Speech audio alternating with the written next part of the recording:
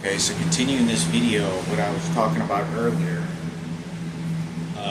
forgot my train of thought. So, talking to Crystal, and this is kind of, I got along pretty well with my coworkers. There really wasn't too much conflict at all. But this becomes the dangers about what's going on. And so, let me tell you, right after I got fired from Standard Register, I was walking at Walmart right over here on Old Denton and George Bush. And I just happened to be going there. It's where I saw Laura Gallegos many years ago. But I remember just walking through there. It was like 4 months after getting fired, 6 months, something like that. And I saw Carmen, and she had a little baby with her, and she was just pushing her cart, and she'd go, "Oh, hey, Hector." And I knew, this is why it's important for me to go into deep detail. The greeting of this individual gave me was not of the same greeting necessarily of how good conversations I had with this person, just normal coworker conversations. This was something that I know now that I can tell by the vibes, and I can tell by everything that was going on that it was like, I'm taking the baby, Julian's twin, but I'm your mother. Oh, I'm just being nice, and I'm just pushing the baby somewhere else. And so that's what it was. This is 6 months after I'm out of fired from Standard Register. And this begins to engulf into a huge roaring flame, dangerous flame about my mother. And so when you get me to then point out my mother, oh, I'm just going after my mother for money and persecution to someone. No. To do that to my mother, I mean, it's, I don't know, they didn't want to pull the trigger. I don't know how to explain that any better, but I thought I'd make that discussion, but I thought I'd talk about that before I forget. This is also something I wanted to talk about. I hope to God, yesterday I watched Casey Rickles, her funeral service, and from a distance you could see her casket and her body, and it was very hard to watch because I was talking to her, right before, like just a few months, and we had some really good long conversations, and she died, and watching the funeral service, and there wasn't hardly anybody there. As much as people knew who she was,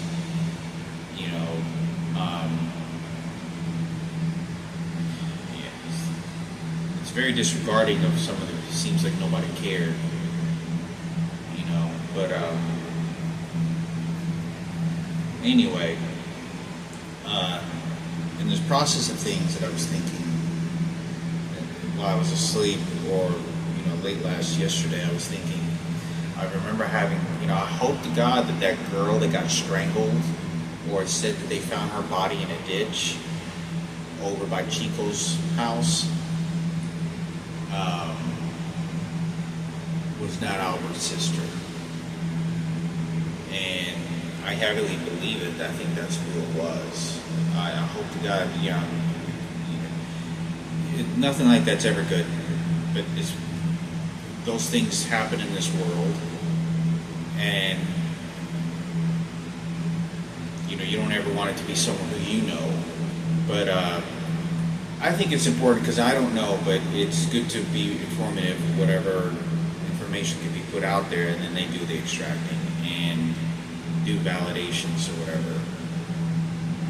And that was the reason I had conflict with Albert. I remember, because his sister lied to me. I remember being on the soccer field, and I got along with Albert really good, but I remember after she was sort of blushing and playing kind of girly girl with me, she was being really girly girl, and I remember Albert was noticing that. And he was looking over at me because he knew that she was very interested in me. And and that was why I had a few weeks of conflict with him. Yeah, that was the reason why I had a few weeks of conflict with him, and that was why I remember that very distinctly, because Albert played baseball and he was in karate. He was in like double sports, and I think he kicked me once. I think we were like in a huddle or some shit, and he was getting pissed off because his sister was like sort of coming, like lingering at me, like she just liked me, and he was kind of looking at me like it was my fault. We were kids. We were 10, 11 years old. But I remember how Albert's sister, you know, I don't remember her name, and I remember what she used to do on the soccer field. And Albert, you know, I don't know if I was told that he had an overdose of pills. And he used to see my dad all the time. He used to see my dad all the time there. His parents always used to just drop him off. I had seen his mom wait out in the bleachers like 1 or 2 games before, but he would always get dropped off. And so Albert used to always see my father there. But I remember, you know, the way that she would act. Her sister was, I don't know how you say, kind of like funny, but like to draw you attention. And she would do this, and she would go on the soccer field, and she knew that I would particularly how to sort of draw me into her. She'd look at me, and then she'd put her head down, like, so she knew she'd like feel sorry for me. And she would do this, and sort of like this sort of character as a person, you know, like. You know, and she's doing this just because she knows you're going to be drawing the attention to her, and then, you know, how, you know, girls kind of play these sort of cat and mouse game, right? When you're young, just being kids, right? And I remember her doing that several times, and it wasn't because, and I believe it's because she knew that I wasn't necessarily engaging in conversation. You know, we're still kids. You know, I was 11 years old, you know, and 10 to 11 years old. And I do recall that, you know, there was conflict. Because it had been several times he showed up for practice, you know, and he started to get aggravated, but he took it out on me. Like, he would get frustrated because she's the one that liked me. Even though I had nothing to do with it, I was completely like, you know, just looking at her, you know, it's his sister, right? You know, not that I was scared even, because I didn't ever have conflict with him, but I think it's important for me to talk about that because, you know, God forbid something like that happened. You know, his sister was, you know, that, one of the reasons that I think of this, I know this sounds wild, there's a Victor, I think his name is Victor Belfort or something like this. He's an MMA fighter. He's one of the biggest Brazilian. He's one of the original UFC fighters. I think he's retired. He's retired now. Pretty sure. He's like 60 years old now. But Victor Belfort, he was like the monster of, like, you know, he was like the first ripped, jacked, you know, super athletic, you know, Brazilian jiu-jitsu, like heavyweight guy going against guys that at that time they didn't have weight classes. And anyway, everybody knows who he is, MMA fighter, when it all started, you know, when the like Royce Gracies were fighting. And one day, I think it was probably like 10 years ago. It was like 10 years ago that I remember hearing about this, and he said in an interview, or like he was taking a break during his workout session, and he said that his sister was kidnapped, raped, and murdered when he was in Brazil, when he was like fighting in the beginning stages of being an MMA fighter. And he said that my sister was murdered, strangled, or not. He said not strangled. He didn't say strangled. He said his sister was kidnapped, raped, and murdered. That's exactly what he said. He said she was kidnapped, raped, and murdered. He said in an interview, and I remember him he was up against a cage, because when I was in Brazil about, 15 years ago or 10 years ago, my sister in Brazil was kidnapped, raped, and murdered. And that's what he said. And from my acknowledgement, the MMA fighters at UFC are kind of involved in watching my videos or whatever it is, keeping this person safe or whatever, because everybody just kind of, works as a team to kind of try to help each other, I guess, to somewhat. I think it is. I don't know. At least maybe small portions of it. But anyway, I thought I'd talk about that.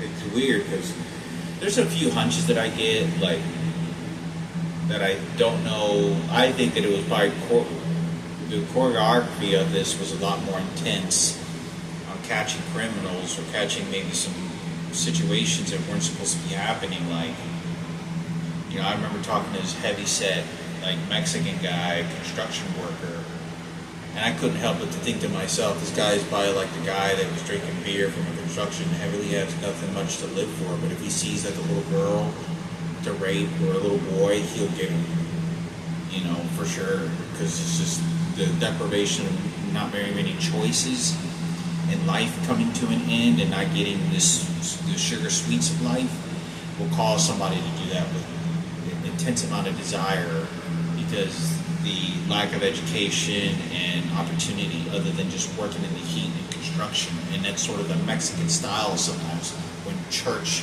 isn't involved. Because for those that know, there's a lot of Mexican people out there, tremendous. When they go to church, the church belief in Jesus is very, you see how Mexican people do it very heavily. You see all the shrines in people's houses of Jesus and the Virgin Mary, the Mother of Guadalupe. It's the Dia de los Muertos. It's a very tradition to be heavily influenced in that. But anyway, I thought I'd talk about that for a little bit.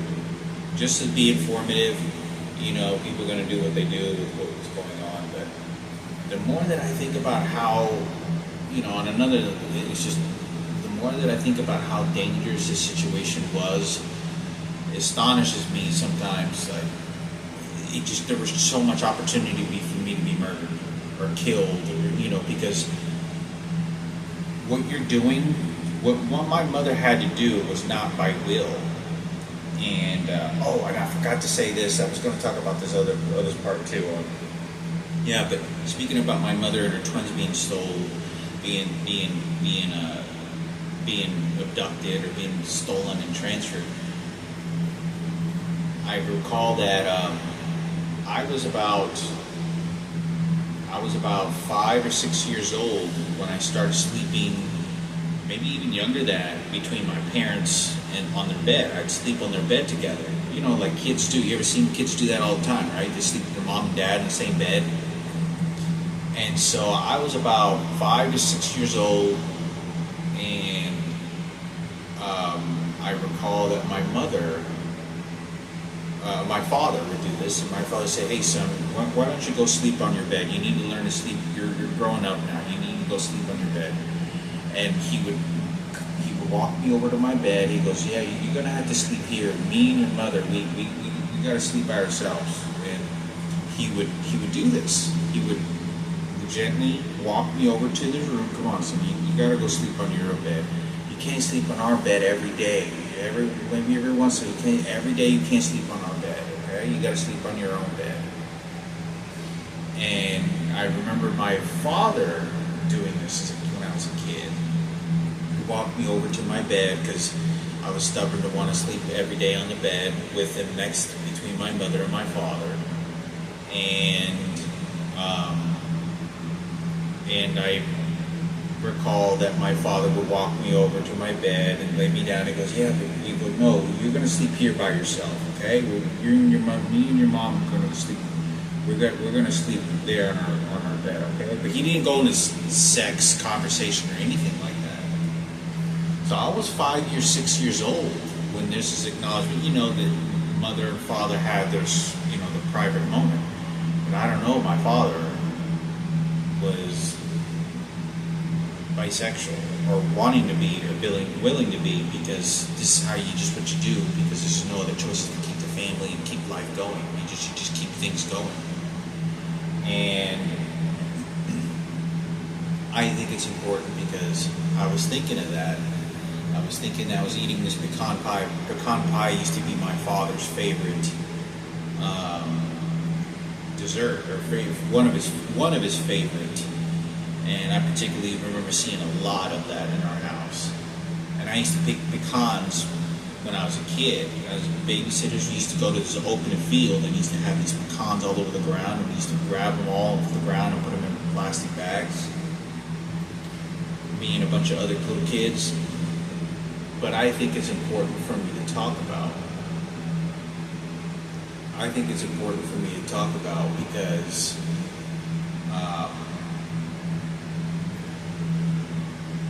knowing that my father was sleeping with my mother feels like she has to do this. My mother's straight. My mother's not interested in this.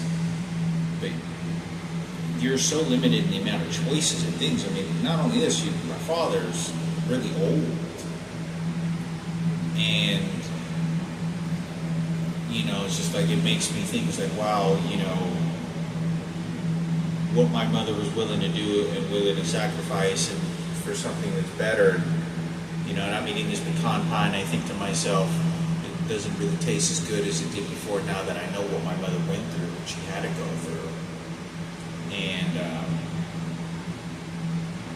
so that was already happening when I was 5 or 6 years old. I don't think I've ever shared that before.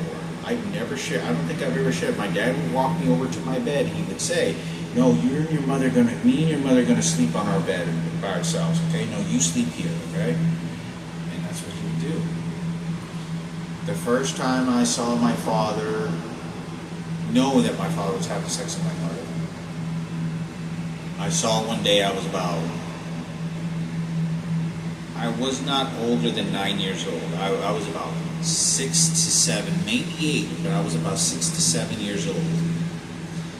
And it was in the middle of the night, or it was late at night, and I just happened to just wake up and look around the corner, and I saw my father. I heard my father go into the bathroom, and then I heard him leave out of the bathroom, and he was butt naked, walking to the room with my mother, or the room where my mother already was, and he had an erection, and I saw a blue condom, and he was just going to the bathroom.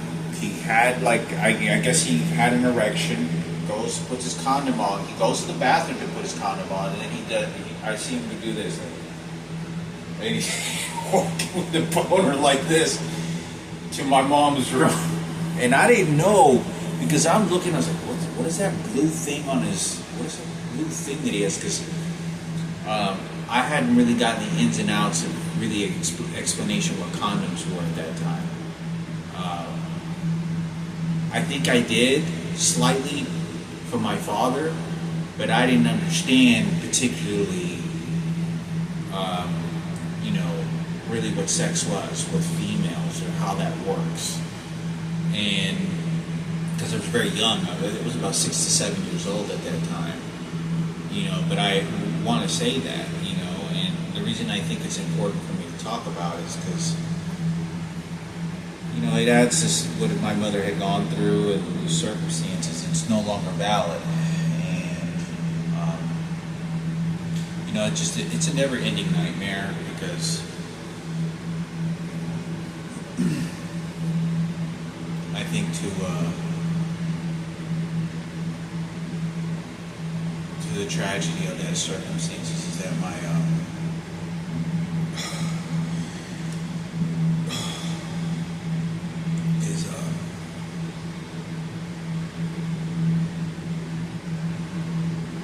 don't know, the psychologists can do what they want, but ultimately it is too late. It is too.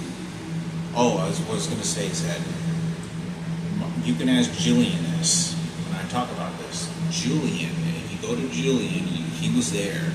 He will remember this for sure. because Julian was really keeping an eye on me at that time, and like he was very observative of me, very observative. And for me to, he had never seen me cry like that, like a deep, ugly cry, not like just like a scream ugly. I'm talking about like an internal deep. Like he knew I was hurt deep, like very deep. When I walked into the nursing home, my father was like brain dead, and I was looking into the eyes of someone that he just didn't know he didn't know anything. Like it's literally like you were friends with somebody and your father every single day, soccer game, and they just doesn't know where he is. You're looking into someone that's still functioning as a human being creature, but doesn't have a brain anymore. Walk over to the car, and I talked about the tragedy that Sarah did and Kenneth and waiting in the parking lot. But when we walked to the car and talked about this, and Frank, you could ask Frankie this. Here's more truthful. My mother saw that, because I remember her looking, and my mother saw me crying like that. And she knew for a mother to like turn, like not just look, but just pulling out of the car, leaving the parking lot. And I remember everything. My mother saw that and experiences that. And when you put Kenneth and Sarah to go control me and my mother and Frankie and Julian, oh, I'm just giving luck. No, you're just helping yourself from Michael Jackson and see what you can pick away because you already fucked up. And that's like salt on a burned wound. That is like salt on a burned wound. That doing that to my mother. Because that was done out of greed, selfishness, and hatred. That was hate crime. That was a genuine hate crime. This is why I talk about the intensity, because when I'm out of this picture, you have more than enough time to start building a new empire of what you think Sarah, Ken, and Kenneth and Cooper Thing's character really was, and what their participant can be in any form of the way toward my mother. But they're forcefully doing it when they come at me. And you don't know that.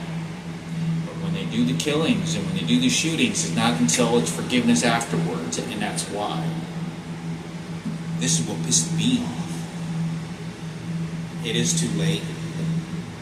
Forgiveness is the key. And I think that the best that I can do is at least explain this, because I'm not the professional. You can do your setup diagrams of how to fix this, fix that, do this, do that, to whatever you think is going to be best. But it's important for me to talk this because my mother, just to fish out whatever I can, and whatever's separating more. I haven't seen my mother in 20 years but one time. And it's steak dinner, having a good time. Oh, let me get attention. Then bury me with this shit, and then bury me with Frankie getting pissed off at me, and then bury me with Julian. And it's just keynote. And I say, I'm talking about. It comes from a selfish point of greed. A lot of greed, self-absorbed. The lack of not understanding what that pain is and hard work and struggle is very disturbing, because they were freeloading. That's what you're doing. It's a very conniving thing that I know there was other things going on behind that screen that was even darker. That's why they did that. It had nothing to do with helping or good. It was just very dark. But I think it's important to talk about, because there's no one that could talk for my mother on this behalf in those situations. But I'm not the professional. You do the extracting. You set up whatever it is. But at least I know mentally and spiritually is to sort of set that there, and then because the worst thing you can do is not, because if there's nothing that ever gets said about a story at all, there's nothing that you can pull from it. There's nothing that you can diagram. There's no color you can get from it. There's nothing. If a tree falls into the woods and there's not a human being there, does it make a sound? Because the human being to tell a story that it was a sound, there is nothing. And that is why I think it's important for me to say so. Because this is a lot more complex, but it makes me think about how dangerous this was. Because the vengeance and the mentality of other people, they think I know, or they can assume or think I know, even after they ask questions. And be like, I don't even know, think he does. And it makes me think now that when I'm sitting there in front of these people like Crystal or Carmen, I'm saying, yeah, I don't want to talk to my mother. I just got thrown to the streets, and left me out to the streets, which was. It makes me think, oh man, I did really good, because if I went off and I started saying good things to these people about my mother, and then you bought my mother a house, bingo, now they're going to find a reason to really want to get at me, because I'm talking good about someone that now you're eventually coming after them because they believe that they should have been able to steal Julian's twin and do away with that. That's why. So that me talking bad was actually a good thing, and it protected me, because then they're like, oh, okay, so your mom is a bad person. Okay, I see how you suffer like us. See, you're suffering like us. And that's why. So when I'm saying like, yeah, she's living with her boyfriend and they ended up stealing all the money in the house, she just raising her kid. She just raising her kids. So when I say stuff like that, there you go. Because the minute that I'm suffering along with you and had a huge tragedy that happened, it's like, oh, we're on the same boat now. So anyway, I thought I'd talk about that. So even bad can end up saving good. There you go.